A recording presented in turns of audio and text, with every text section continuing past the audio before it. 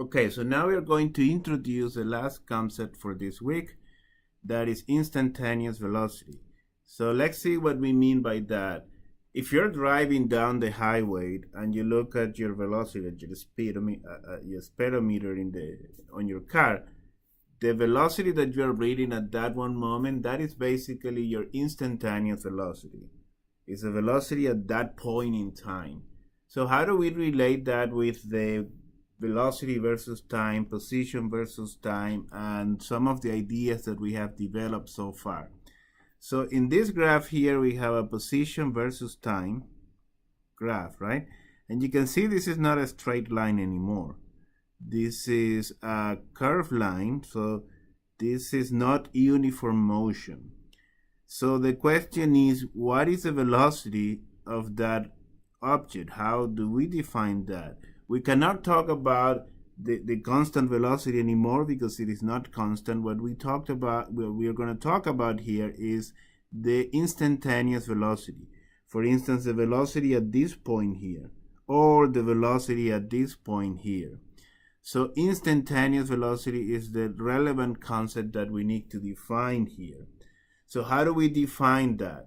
So let's look at the same graph here. This is the position. This is time here. So this is a position versus time graph, and this is your graph here, right?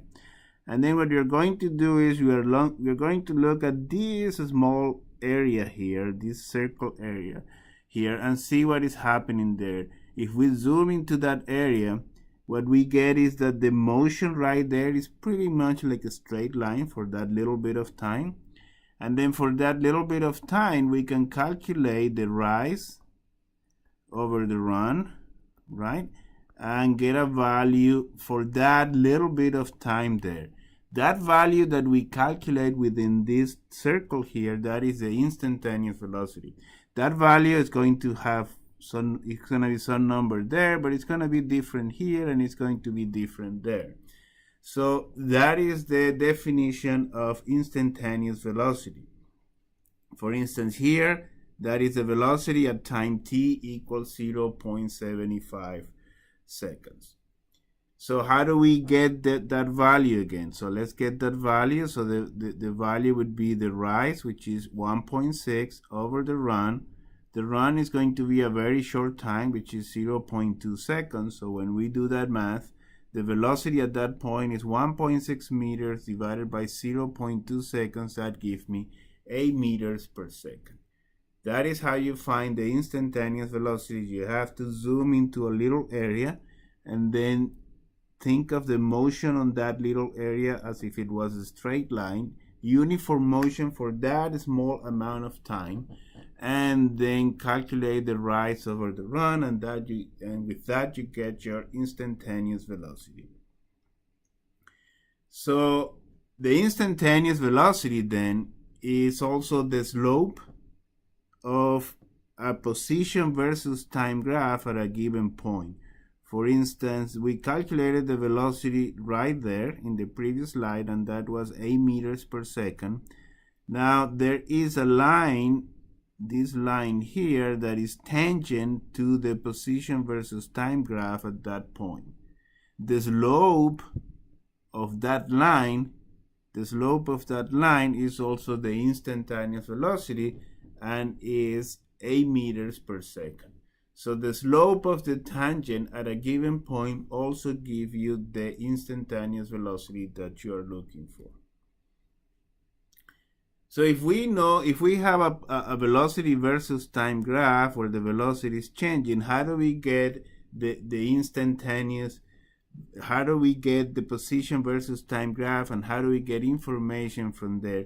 Even when the speed changes, we can use the velocity versus time graph to determine how much the thing have moved, what the displacement is, and that will be given by this area here. So if we are able to calculate this area, we can get the displacement from a velocity from given a velocity versus time graph. So if you know the velocity versus time graph, what you need to do is find this area here, and we'll see how to do that later in the course with some problems.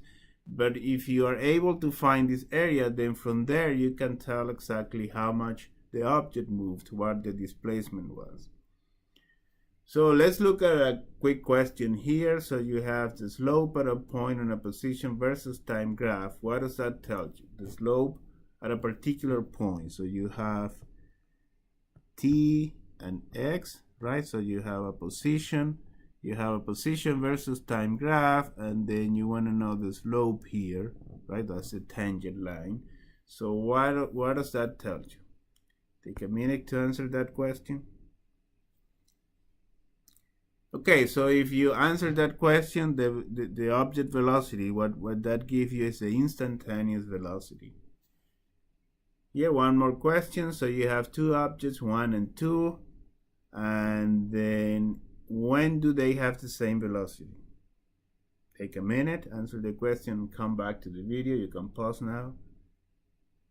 Okay, if you answer that, then you can see that this guy here, this is a straight line, so this is uniform motion. So actually the velocity is not changing for this guy. Now for this guy here, the velocity is changing. So now at this point, right, the tangent has the same slope as this point here. So then the point at which they have the same velocity is somewhere here. Somewhere here. That is the time at where it has the same velocity, which is some instant before t0.